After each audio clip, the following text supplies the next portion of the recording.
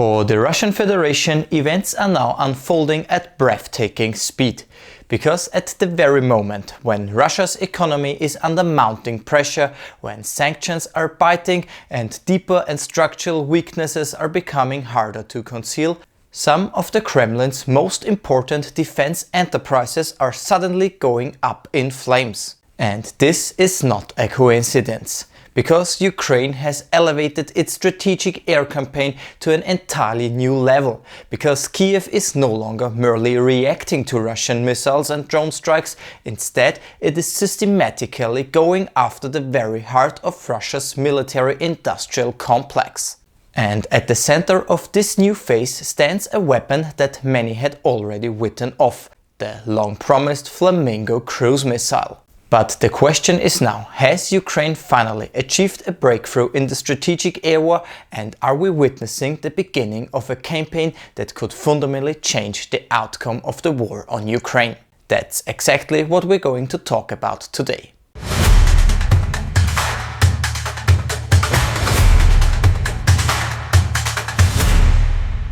Hi, my name is Alexander Korton and I'm a strategic analyst and media manager from Austria, and I'm also the founder of the German YouTube channel Geopol. And today we want to talk about the Ukrainian-made cruise missile Flamingo. Because when Ukraine unveiled the Flamingo cruise missiles in mid-August 2025, expectations were enormous.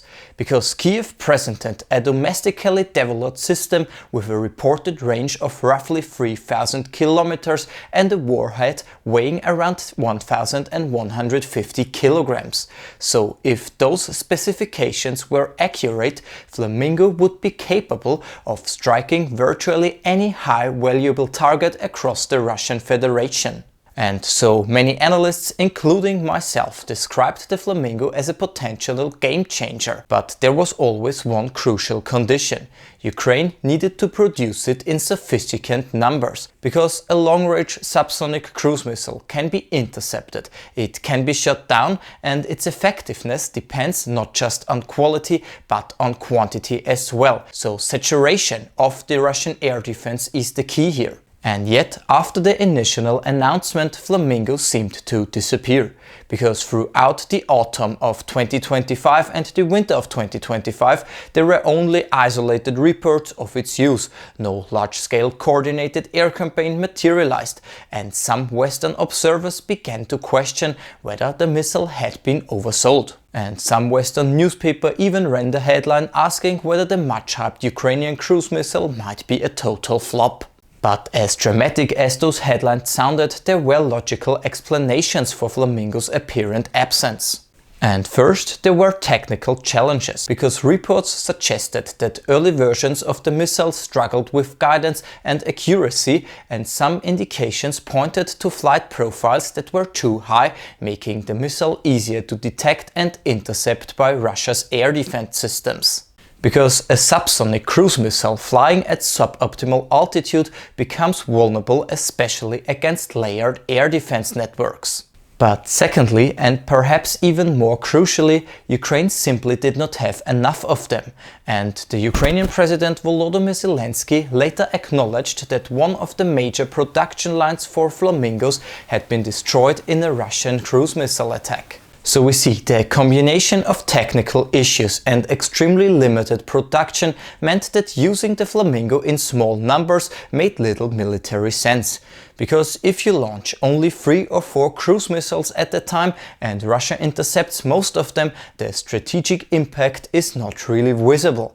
But if you can launch 20 or 30 in a coordinated strike, even if half of them are intercepted, the remaining ones still can make damage to the Russian Federation. So we have to be clear, for months Ukraine simply did not have the capacity to strike with coordination. But now the situation appears to have changed dramatically, because over the past few weeks we have seen a sharp increase in the use of Flamingo missiles, and the targets are not symbolic, they are strategic. So, for example, on February 5th, Ukrainian forces reportedly struck the launch site for Russia's Oreshnik missile system near Kapustin Yar. Just a week later, on February 11th and 12th, another major strike followed, this time in the Volgograd region. And the Ukrainian cruise missiles hit one of Russia's largest ammunition and rocket depots in Kotluban. And then finally came February 20th, because late at that evening the Votkinsk machine building plant in the Republic of Udmurtia was reportedly hit in a combined drone and missile attack. And this facility is not just any factory, it is one of Russia's most important missile production centers. Because the plant produces Iskander short-range ballistic missiles, systems that have been used repeatedly against Ukrainian targets.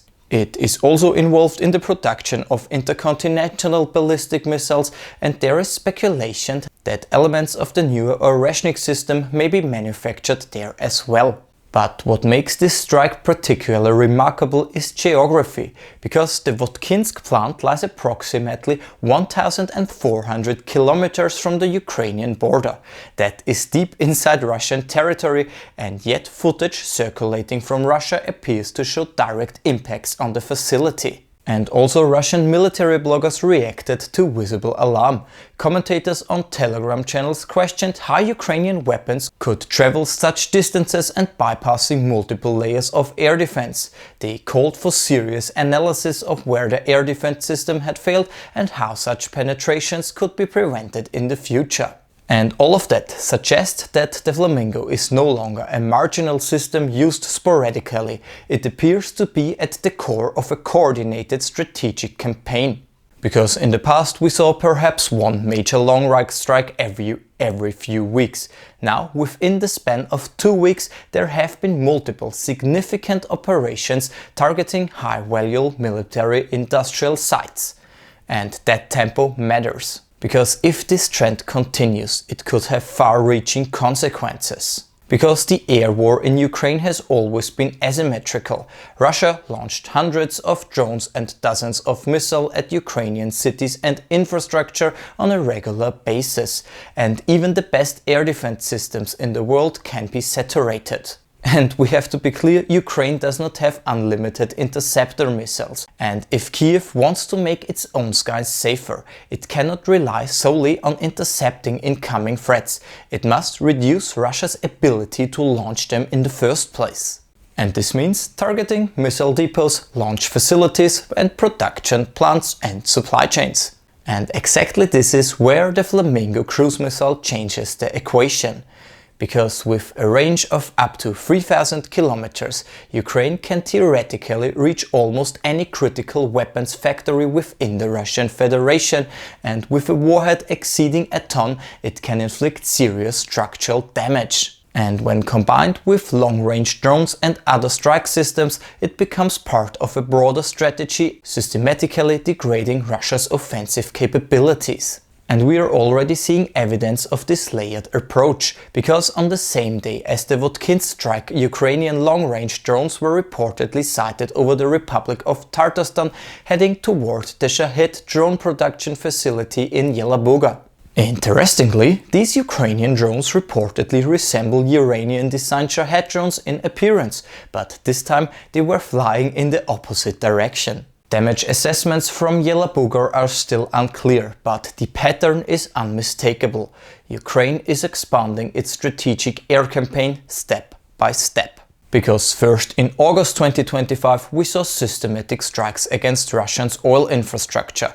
Then came attacks on port infrastructure in the Black Sea, as well as operations targeting oil platforms in the Caspian region. Then, at the beginning of 2026, Russia's energy infrastructure increasingly came into focus, and now the campaign has moved decisively against the Russian defense industrial. And this is a significant escalation, not in terms of rhetoric but in terms of strategic depth. Because for President Vladimir Putin and the Kremlin, this creates a new dilemma. The deeper inside Russia these strikes occur, the more they undermine the perception of security and control. And each successful attack forces Russia to redistribute air defense assets, potentially weakening coverage elsewhere. so each destroyed production line raises costs and slows replenishment. And the economic dimension cannot be ignored. Sustained damage to ammunition depots and missile factories increases financial strain, and rebuilding facilities deep inside Russia is expensive. Protecting them requires additional resources, and over time this could compound existing economic pressure.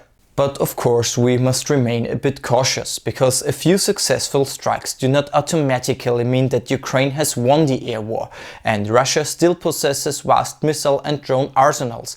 Its defense industry is large and resilient, and air defense networks can adapt for sure.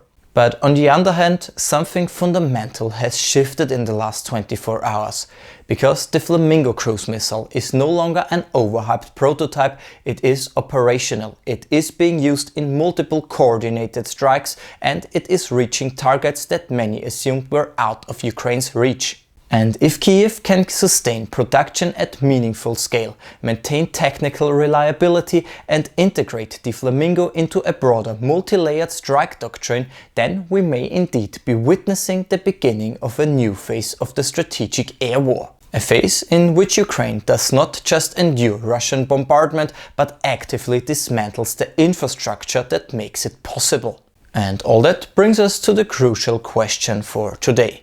Are we seeing the turning point? Is this the moment when the balance in the air war begins to drift? Or will the Russian Federation be able to adapt, reinforce its defenses and blunt this new Ukrainian offensive? Let me know your thoughts in the comments. I will for sure enjoy reading them. Otherwise, I will end the video here. If you found this video helpful, then please to make sure to like the video and subscribe to the channel Geopol Global. And otherwise, thank you for watching. I'll see you in the next one.